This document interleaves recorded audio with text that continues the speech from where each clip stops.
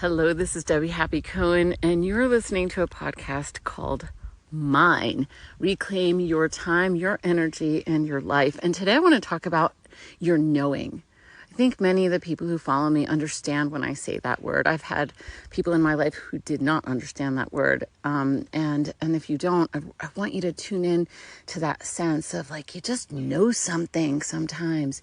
You just know, if a product is right for you or a relationship is right for you or what you need to do that day that maybe just flitted into your mind, and you just have this knowing that this is important.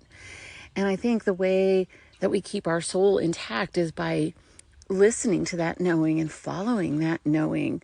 And that's how we have integrity with ourselves. And I think that those of us who understand what that means to follow your knowing, you know that when you don't, when you don't follow it, you don't feel as strong, you don't feel as good, you don't feel as energized or as alive and aligned as you ought to. And I just came up with a really great metaphor today about your knowing. Your knowing is like a really fine glass of red wine. I didn't used to like wine at all. I used to not feel well after I drank wine until I spent some time in Northern California and visited some wineries in Northern California and Oregon. And I would get like the most expensive glass of wine. And sometimes that would be like, I don't know, $13 or $15. And just, for the glass, which, I mean, compared to some really expensive wines, that seems kind of cheap. But compared to cheap wine, it seems really expensive. But anyway, I learned from that I really like really, really good wine. And what I learned about red wine is that you want to let it breathe, right? And I learned that, I realized today, my knowing feels the same way. I need to let it breathe. And then I started thinking about the Celestine Prophecy book and how there's 4 ways that you can disturb energy. and one of them is to intimidate, to bully someone. If you're being bullied, your energy is going to be not clean and clear and coherent.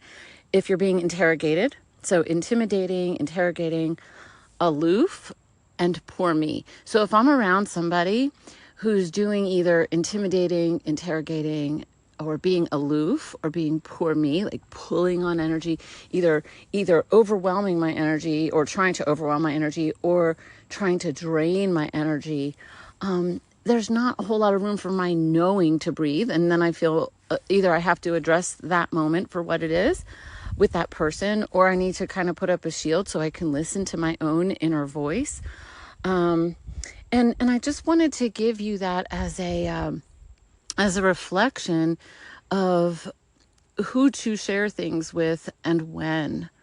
Like if you're needing to find some guidance, establishing yourself in your knowing because maybe you feel a little bit wobbly, make sure that you're around somebody who is willing to send energy your way and breathe life into your very being. And if you've read the Celestine Prophecy, you know what I'm talking about. It's like you just beam energy at someone in a way that feels good, not in a way that's like really pointed or anything like that, but just in a way that says, wow, look at you. Wow, look at you. In a way that you might look at a puppy or a kitten or a tree that you love and you're like, wow. And if you don't have somebody who can do that with you, for you, find people who can, and start by doing it for yourself, and start by practicing it with inanimate objects or little animals or something like that, and start getting that energy flowing. You're worth it. This is your life. After all, this podcast is called Mine, right? And the only person who really can know your knowing is you. That's your job.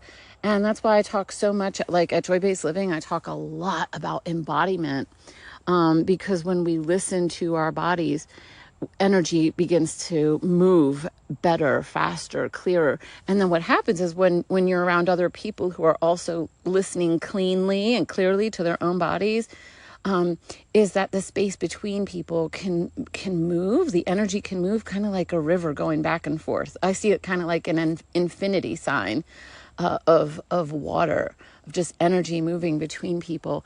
And when that energy flow is healthy, those interactions are they're just magical. They're just absolutely magical. And that's my wish for you, for your life, for you. I'm coming out with a couple of new things that I think you're going to love. One of them is a magical year calendar for 2024. And the other one is the book Mother Love, How to Fill Your Inner Mama Bucket. And it's about really getting a sense of steadfast belief in yourself. So if you haven't already done so, subscribe to my newsletter at joybasedliving.com. And I'll look forward to seeing you there. Thanks so much for listening and inspiring me to produce these podcasts. Bye for now.